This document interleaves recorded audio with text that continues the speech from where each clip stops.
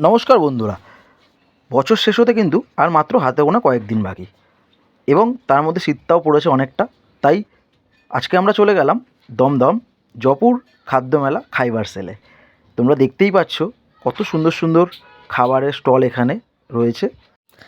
আর এই মেলাটা কিন্তু 15ই ডিসেম্বর অবধি থাকছে। আর মেলায় কী কী থাকছে না শুধু এটা ভাবো, মানে তোমাদের মনের মতন প্রত্যেকটা জিনিসই কিন্তু মেলায় পেয়ে যাবে। আর আমরাই তার মধ্যে একটু নিয়ে নিয়েছিলাম মকটেল। যতই শীতকাল হোক মেলায় যাবো, আইসক্রিম মকটেল এগুলো খাবো না, এগুলো কি হয়? আর তোমাদের সাথে কিন্তু ঘুরে ঘুরে প্রতিটা দোকানই আমি দেখিয়ে নিচ্ছিলাম। আর এখানে সব দামই বলতে পারো রিজনেবল, মানে খুব বেশি যে দাম এটাও কিন্তু না। আর মেলায় একটা প্রোগ্রাম হচ্ছিলো, আমরা দাঁড়িয়ে একটু ওটাও দেখে নিচ্ছিলাম। আর তোমরা যারা মেলায় যেতে চাও অতি অবশ্যই কিন্তু চলে যেও। মেলার টাইমিং হচ্ছে কিন্তু দুপুর 2টোর থেকে রাত 10টা অবধি।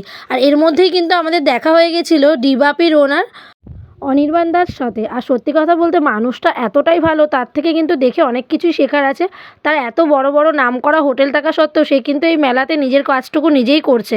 এটা অনেকটাই শেখার জিনিস। দেখো, এরপরে আমি এখানের অনেক কিছুর ভিডিও নিয়ে নিয়েছি, তোমাদের সাথে প্রত্যেকটা ক্লিপই শেয়ার করেছি যতটা পেরেছি। আর এই দেখো মকটেল কাউন্টারটাও খুব সুন্দর করে সাজিয়েছে। মেলার প্রত্যেকটা জিনিসই কিন্তু খুব সুন্দরভাবেই সাজিয়েছে, সেটা তোমরা গিয়েই দেখতে পাবে। আর খুব বেশি দেরি করো না, মেলা কিন্তু মাত্র 15 তারিখ অবধিই আছে। তোমরা অতি অবশ্যই কিন্তু যাবে। আর মনের পছন্দ মতো খাবার খাওয়ার জন্য কিন্তু মেলায় যেতেই হবে। আর আমাদেরও খাওয়া দাওয়া প্রায় কমপ্লিট হয়ে গেল। এরপরে চলে আসলাম এই আইসক্রিমের এখানটায়। এটা কিন্তু আমি ফার্স্ট টাইমই দেখছি ফ্রাই রোলিং আইসক্রিমের আগে কিন্তু আমি কখনো ট্রাইও করিনি।